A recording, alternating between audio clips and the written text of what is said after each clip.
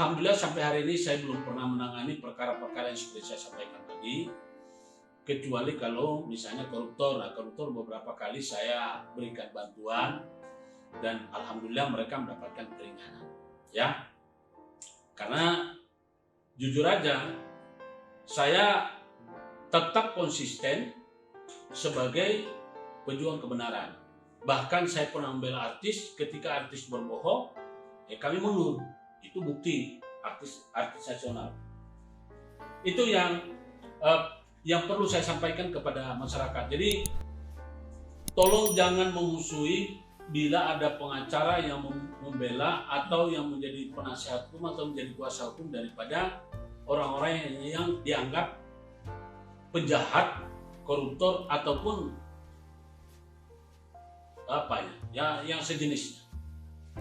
Nah, kepada teman-teman pengacara, mohon berikan juga edukasi kepada masyarakat bahwa ketika Anda membela klien, tolong sampaikan bahwa saya bukan akan membela kamu yang kamu sudah jelas-jelas mencuri menjadi tidak jadi pencuri.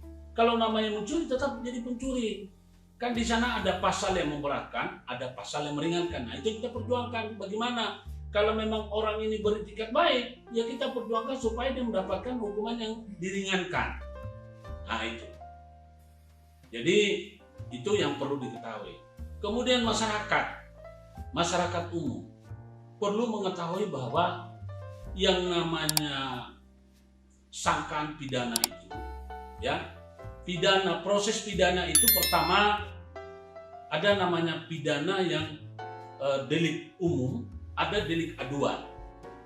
Nah, delik umum itu tidak perlu ada yang mengadukan, tidak perlu ada korban.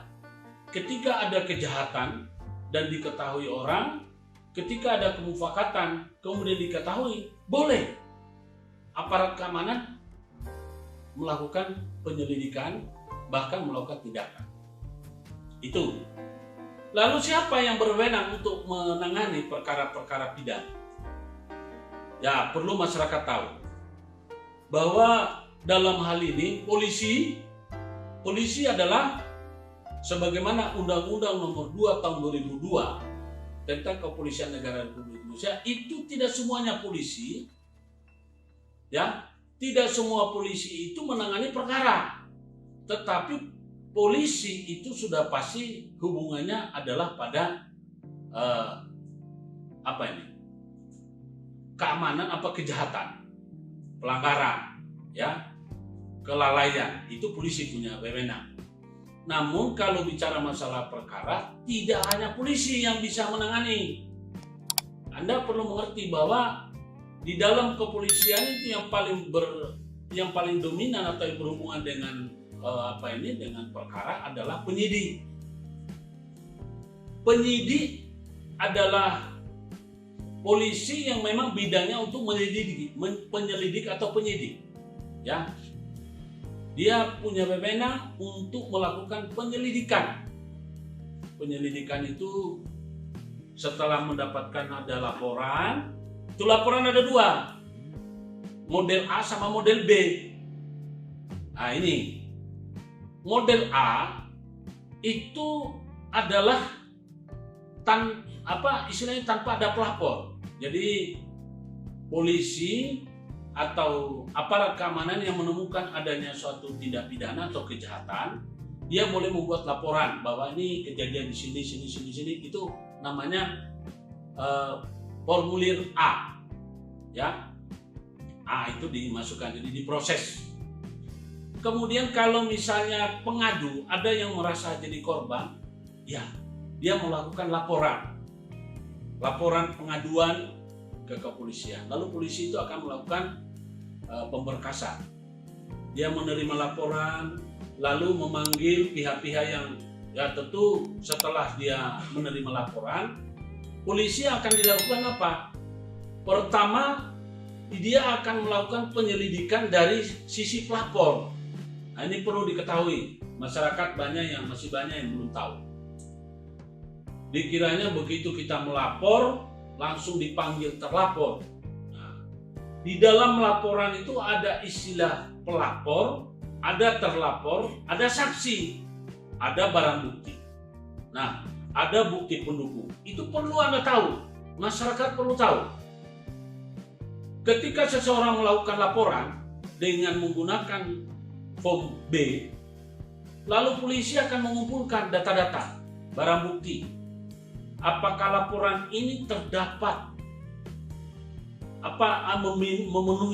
memenuhi kriteria untuk suatu tindak pidana atau tidak. Nah, yang pertama dilakukan adalah data. Kemudian yang dilakukan pemeriksaan adalah pihak-pihak yang berhubungan dengan pelapor. Jadi bukan terlapor dulu yang dipanggil, bukan. Pelapor dan saksi-saksi, kumpul bukti-bukti daripada pelapor, itu harus lengkap. Ini proses penyelidikan dan penyidikan yang sempurna. Dilakukan dulu pemeriksaan. Setelah cukup, maka polisi akan bertindak melayangkan panggilan kepada terlapor. Nah, sebelum terlapor itu pihak-pihak terlapor. Kira-kira saksi yang mengetahui tentang kejadian ini dari pihaknya terlapor akan dipanggil. Nanti terakhir itu setelah sudah lengkap, maka terlapor akan dipanggil. Jadi pertama-tama itu penyelidikan untuk mengetahui apakah laporan ini atau temuan ini memiliki atau memenuhi syarat untuk suatu tindak pidana. Lalu ditingkatkan menjadi penyidikan. Setelah sudah ditemukan 2 minimal alat bukti terhadap perkara ini, peristiwa ini merupakan suatu tindak pidana, maka akan ditingkatkan menjadi penyidikan. Ya, kalau di dalam kepolisian ada istilah sprindik dan sprindik. Nah, tapi nggak usah terlalu itu masyarakat nggak perlu tahu. Yang penting Anda ngerti dulu kedudukannya. Setelah ditemukan bahwa ini adalah merupakan perbuatan pidana, maka dicarilah siapa pelaku tindak pidana itu. Nah, saudara-saudara sebangsa dan setanah, sebetulnya konstruksi hukum yang berbicara masalah itu di apa? Nah, pelapor harus diperiksa dalam perkara pidana ini. Pelapor selaku korban itu harus diperiksa di BAP. Ya, kalau ada laporan yang pelapornya tidak pernah di BAP tapi sudah naik ke tingkat penyidikan, bahkan sudah naik di persidangan, maka itu sesungguhnya perkara cacat formil. Ya, cacat formil. Artinya tidak memenuhi unsur pidana sebagaimana yang diatur oleh KUHP. Ya, tentang penyelidikan dan penyidikan. Namun, manapun salah seperti itu, kadang-kadang masih sering kita temukan jaksa tidak terlalu tidak terlalu memperhatikan itu.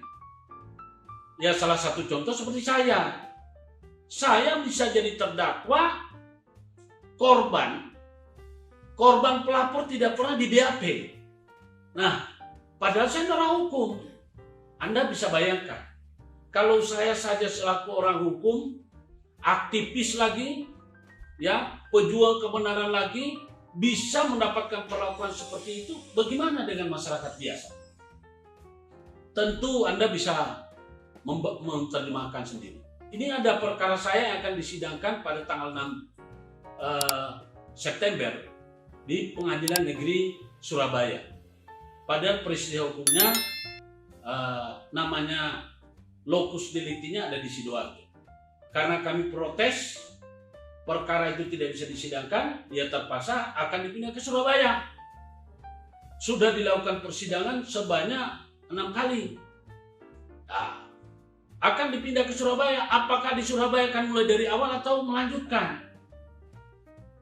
Kalau melanjutkan sudah pasti kami tidak terima, ya kan? Kalau mau dimulai dari awal, mari kita mulai dari awal. Saya tentu punya permintaan.